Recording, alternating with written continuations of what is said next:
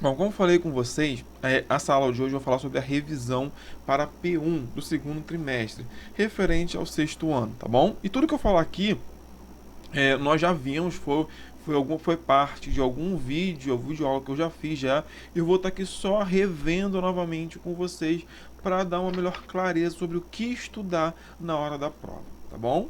É, Primeiro eu quero falar sobre a diferença entre clima e tempo atmosférico. Clima e tempo atmosférico muitas pessoas confundem e acham que é a mesma coisa, só que não. Clima e tempo atmosférico são totalmente diferentes. Eu tenho que o tempo atmosférico é o estado momentâneo da atmosfera. Por exemplo, agora tá calor lá fora, pelo menos aqui onde eu moro tá calor. No entanto, à tarde pode vir chover. E à noite fazer frio, e amanhã fazer mais frio ainda, com mais chuva, ou seja, e à tarde fazer sol. Ou seja, o tempo ele está em constante transformação, ele está mudando a todo momento. O tempo ele é algo temporário, ele não é constante, ele não dura para sempre. Por exemplo, todo dia 3 do mês 7 vai fazer sol. Não, não é assim, porque o tempo ele vai depender de diversos fatores. Já o clima ele é constante. O clima ele vai ser fixado para aquela região e ele não vai mudar com tanta facilidade assim. Por exemplo, aqui no Rio de Janeiro, o nosso clima é tropical úmido, que tem a característica de que no verão fazer muito calor e chover muito, e no inverno fazer frio e chover pouco. Ou seja, essa é a nossa característica do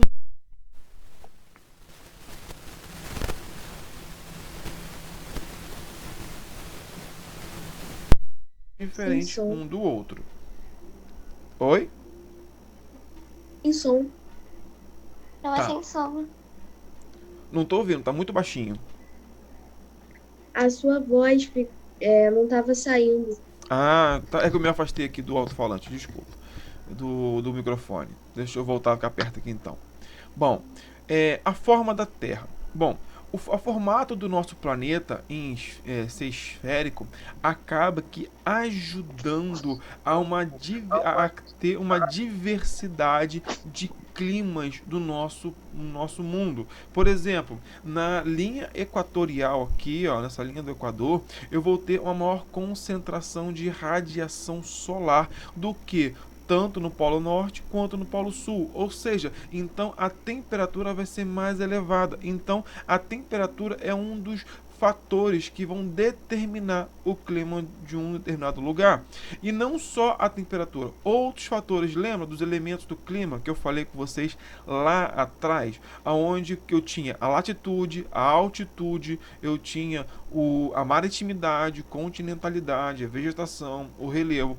Tudo isso era um tipo de clima, de fatores, elementos climáticos no qual ele vai influenciar. Aonde, por exemplo, a influência desses fatores vai dizer se o clima vai ser seco, se vai ser quente, se vai ser úmido, se vai ser frio. Ou seja, esses fatores eles vão estar modificando o clima em determinado lugar do nosso planeta.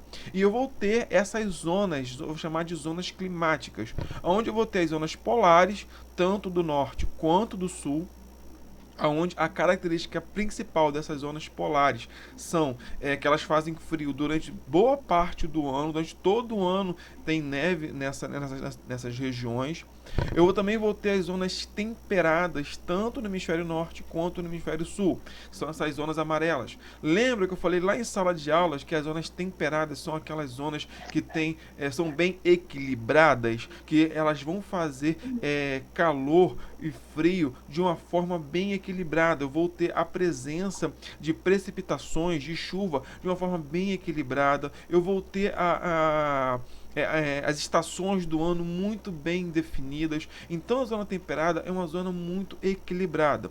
Já as zonas tropicais, tanto do hemisfério norte quanto do hemisfério sul, eu vou ter zonas de alta temperatura, aonde nesses lugares vão predominar o calor durante boa parte do ano, onde vão receber a maior quantidade de radiação solar emitida pelo Sol no nosso planeta. Bom, Aí, por conta desse todos os elementos climáticos, dessas zonas climáticas, eu vou ter uma diversidade muito grande do clima, dos climas no mundo. E eu vou falar aqui de alguns, não vou falar de todos porque é impossível. Eu vou falar aqui de alguns climas que são bem importantes para a gente. A gente precisa entender esses climas, principalmente a diferença entre eles. Bom, primeiro eu tenho o clima polar. O clima polar, a principal característica dele é que ele vai fazer frio durante todo o ano. Repare aqui no climograma que eu tenho uma barrinha azul. Essas barrinhas azuis aqui, ó, é um número, é a quantidade de precipitação de chuva que cai naquele mês. Aqui eu tenho os meses, ó, janeiro, fevereiro, março, abril, maio, junho, julho, agosto. Eu tenho que entender se o lugar está no hemisfério norte ou no hemisfério sul. Aqui eu vejo que essa cidade, Edmond, no Canadá, está no hemisfério norte. Bom, lá no hemisfério norte, o verão é nos meses de maio até os meses de setembro. É o verão deles. E o restante é inverno. Diferente do nosso aqui, que agora nós estamos no inverno. E a temperatura eu vou classificar como aqui, ó, como esse vermelho. Então eu geralmente vou ter a maior temperatura no verão e a menor temperatura nos invernos. Então eu tenho que entender o quê? Que o clima polar ele vai ser uma característica de fazer frio durante boa parte do ano. Olha só, a maior temperatura desse lugar aqui, ó, é 10 graus no verão. A maior temperatura é 10 graus. É muito frio. E a precipitação ela vai ser baixa. Já o clima frio, eu tenho o clima frio e o clima polar. O clima frio também vai fazer frio no inverno e um pouquinho de calor, chegar um pouquinho aqui, ó, nessa cidade na Rússia, até 0 graus no verão.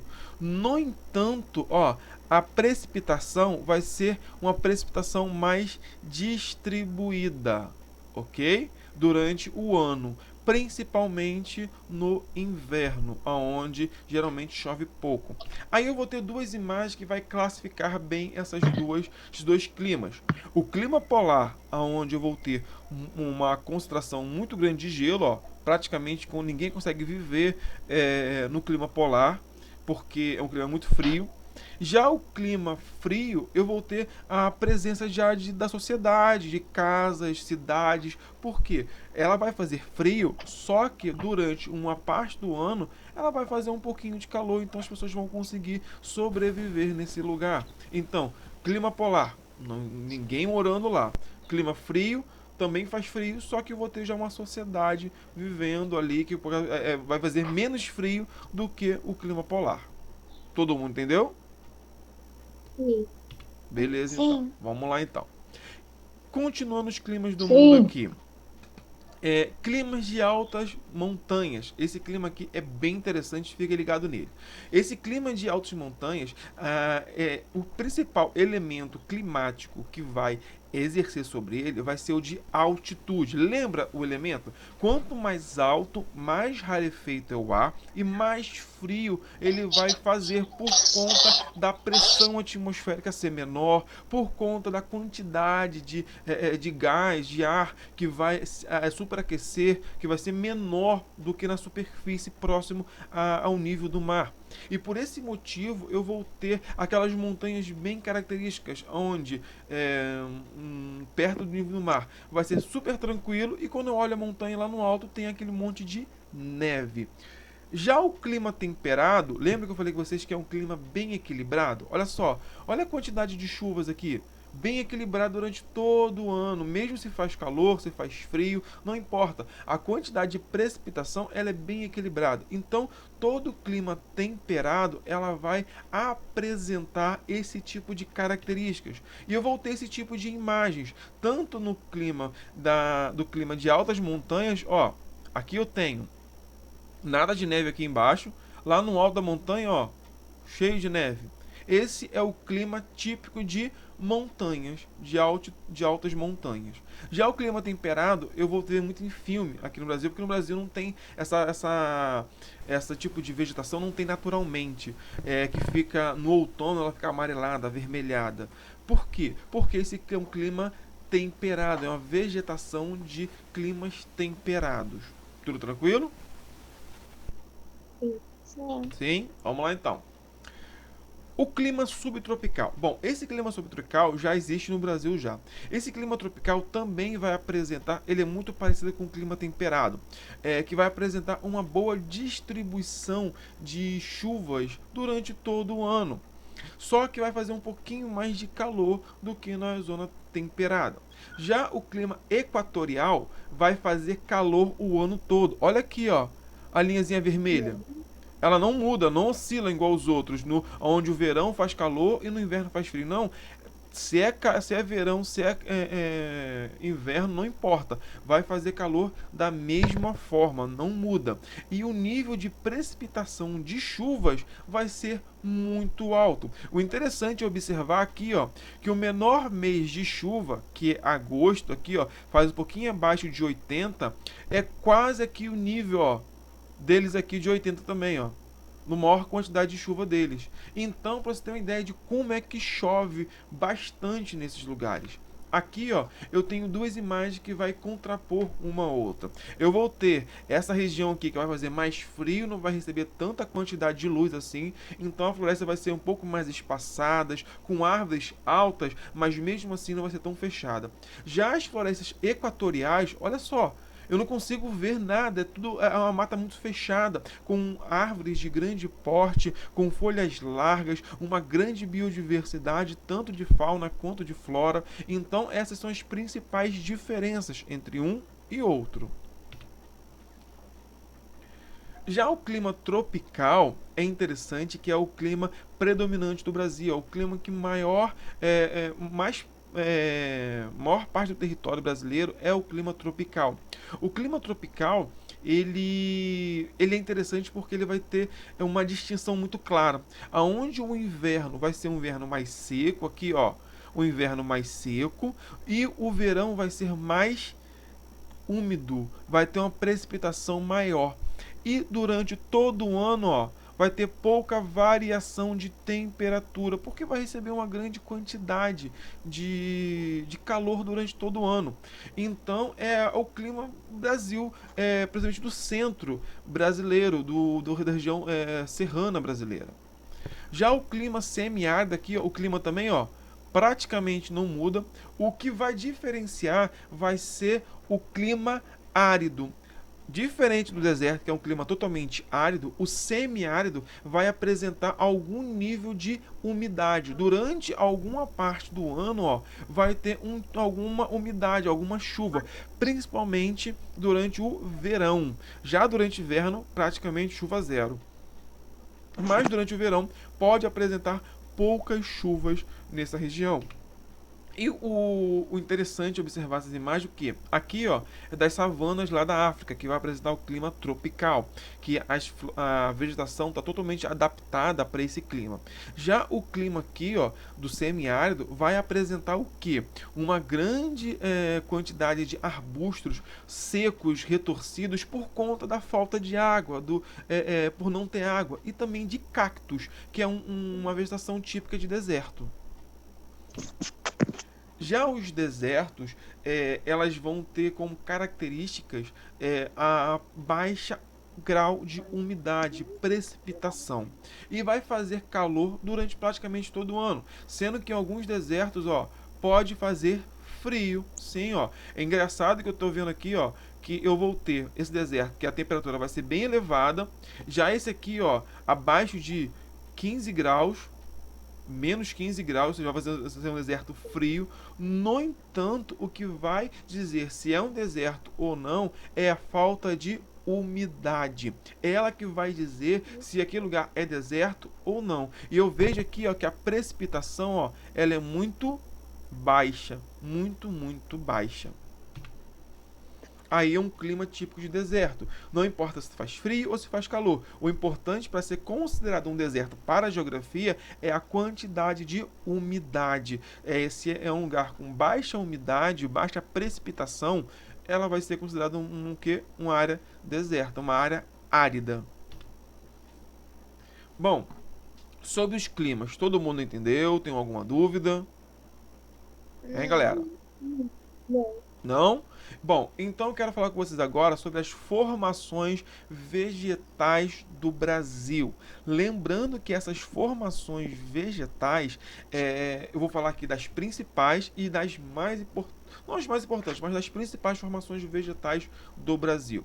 Primeiro, eu quero falar com vocês sobre a floresta amazônica ou floresta equatorial. Eu posso chamar tanto de floresta amazônica quanto de floresta equatorial. E ela vai ter algumas características muito importantes. Primeiro, vai ser a maior biodiversidade do mundo. A floresta amazônica ela concentra um grande número de fauna e de flora presente em seu bioma. E uma característica principal lá vai ser a grande quantidade de umidade. Lá vai ser muito úmido, vai chover praticamente todos os dias do ano, vai ter chuva lá no território, na floresta amazônica. Essa é uma grande característica desse lugar, por conta das temperaturas elevadas e pela presença de grandes corpos de água, como o Rio Amazonas e o oceano, vai haver uma grande quantidade de precipitação naquele lugar. E com isso a floresta vai se desenvolver. Característica dessa floresta: folhas de árvores de grande porte, uma floresta muito fechada. Eu vou apresentar também uma mata muito diversificada uma da outra. E como eu falei com vocês, é a maior formação vegetal do Brasil. Ó. É toda essa área verde aqui, ó. Tá percebendo aqui? Toda essa área verde. Ou seja, é a maior formação vegetal brasileira. Tudo tranquilo? Sim.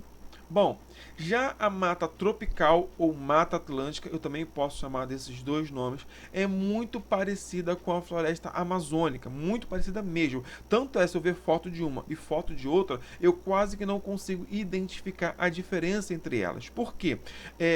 A mata tropical ela está concentrada entre os trópicos, então recebe uma grande quantidade de luz e por estar próxima ao Oceano Atlântico, acaba recebendo uma grande quantidade de umidade, de chuva que vem do oceano. E por esse motivo ela consegue se desenvolver de uma forma muito parecida com a floresta equatorial. E é interessante observar que essa floresta, ela mesmo ela tendo uma grande quantidade de biodiversidade, o ser humano, pela ação humana, praticamente dizimou, praticamente destruiu toda essa floresta. Por conta da exploração de pau-brasil, cana-de-açúcar, café, gado, da extração de madeira, da construção de casas. Por exemplo, a floresta, a mata tropical era a nossa mata, é a mata que estava aqui no Rio de Janeiro, para construir a minha casa, a sua casa, a escola, o trabalho dos nossos pais. Ou seja, tudo isso teve que cortar essas árvores, destruir para fazer o quê? Para construir as cidades. Então, a ação humana acabou destruindo boa parte dessa floresta. E o ruim disso, dessa devastação, que essa floresta hoje encontra em grande perigo de praticamente sumir. Os animais presentes nela estão sofrendo cada vez mais. Aí eu tenho animais em extinção, como a onça, como o mico-leão dourado, que estão praticamente extintos dessas florestas por conta da ação humana de destruir esse ambiente.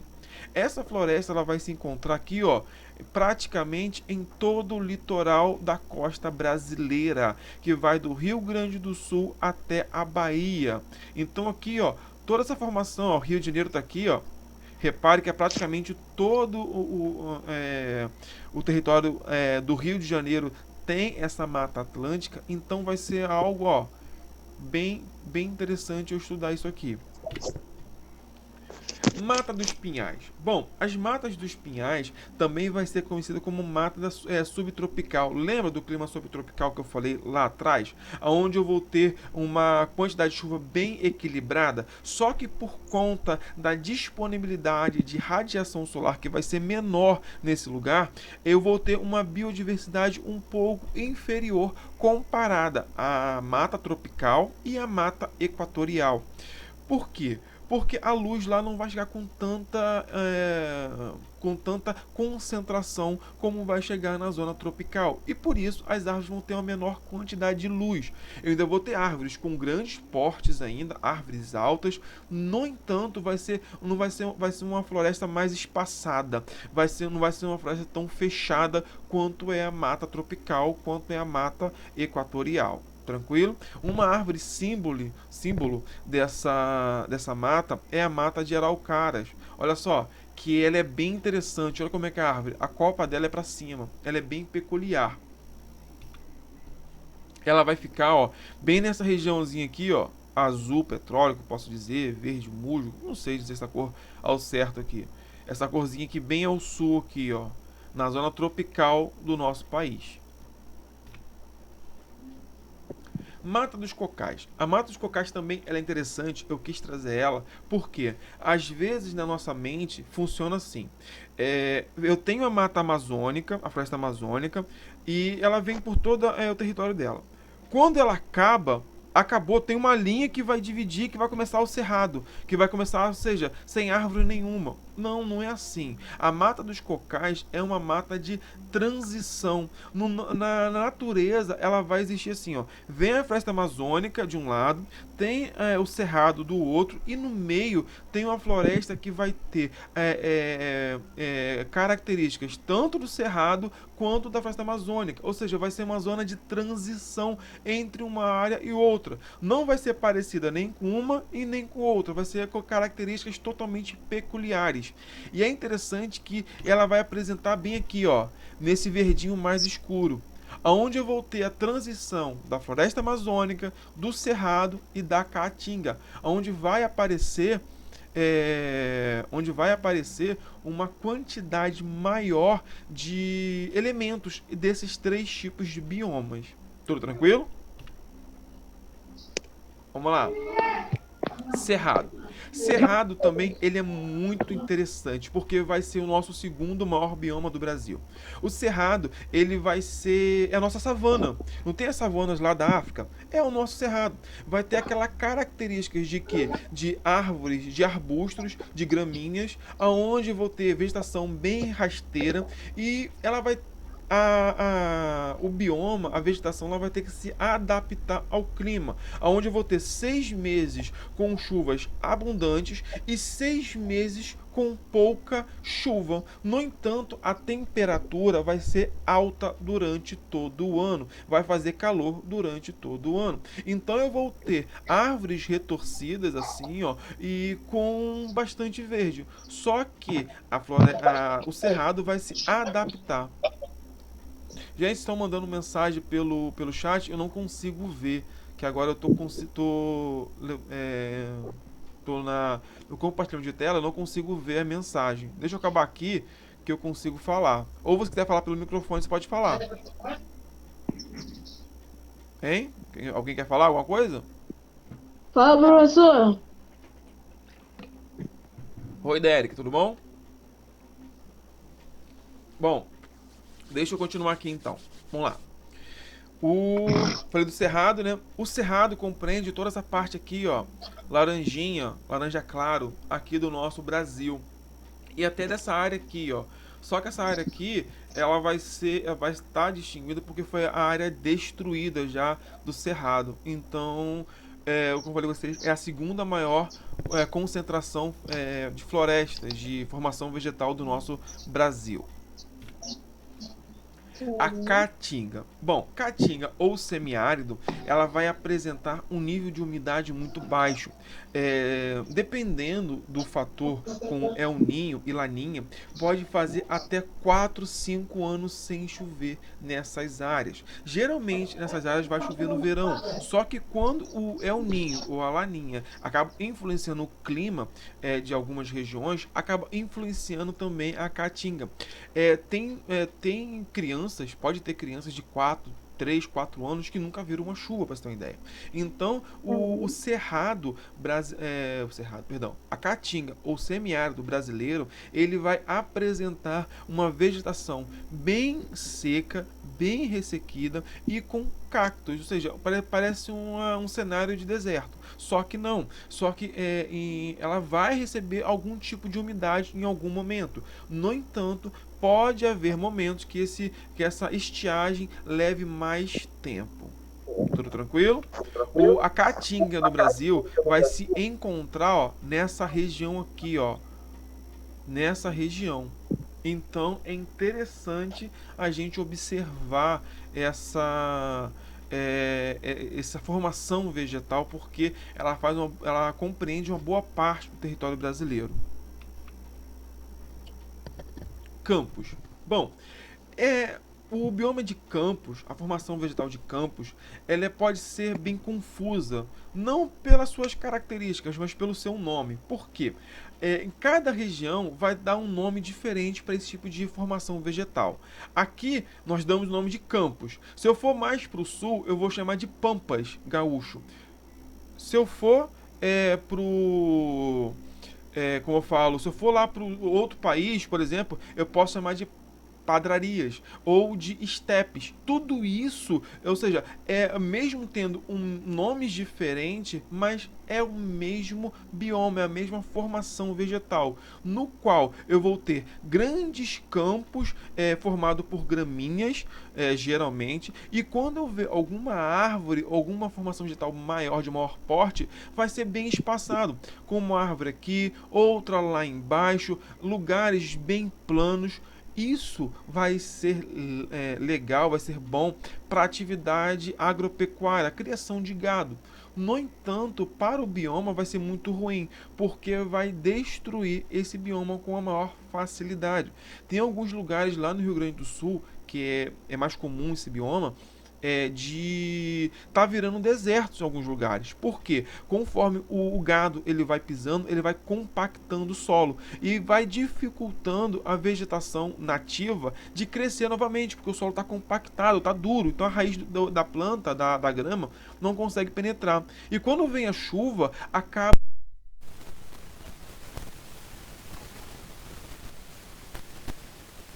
Sim. e com isso aquela região toda vai tendo um processo de desertificação. Toda vez que eu falo de desmatamento, eu estou falando de algo ruim para o meio ambiente. Por quê? Porque o meio ambiente ele não vai conseguir voltar da mesma forma. Mas pode falar, pessoa, mas é necessário para a atividade econômica. Mesmo assim, é algo ruim para o meio ambiente. Todo desmatamento, todo nível de dificuldade que eu vou ter daquele problema ambiental, desmatamento, da queimada, vai ser prejudicial para o meio ambiente. Tudo tranquilo? Uhum. Aqui, ó, esse bioma de campos vai ficar nessa parte bem amarelinha aqui, ó, bem ao sul do Brasil. E vamos falar da nossa última formação vegetal que eu quero trazer aqui para vocês, que vai ser o Complexo do Pantanal.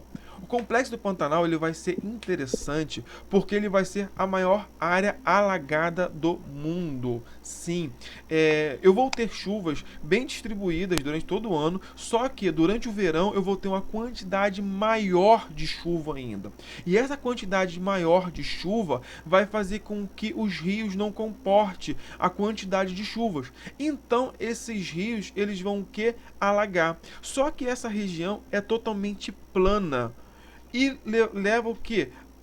Ao alagamento, levando a toda a região, praticamente um estado inteiro do Brasil ser alagado. Ou seja, toda a vegetação, os animais são adaptados a essa mudança do ambiente, onde 6 meses eu vou ter um território, onde vou ter solo, e durante 6 meses eu vou estar tudo alagado, cerca de 2 a 5 metros abaixo da água.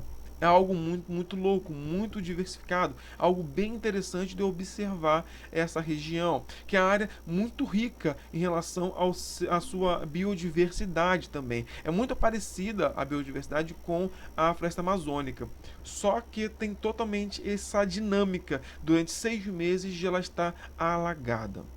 Tudo tranquilo? Uhum. Bom, o bioma do Pantanal, Sim. ele vai estar aqui, ó, nessa parte rosinha, ó, Aqui, ó, bem no centro do continente sul-americano, bem aqui nessa parte do Brasil. Bom, chegamos ao fim da nossa aula. Alguém ficou com alguma dúvida?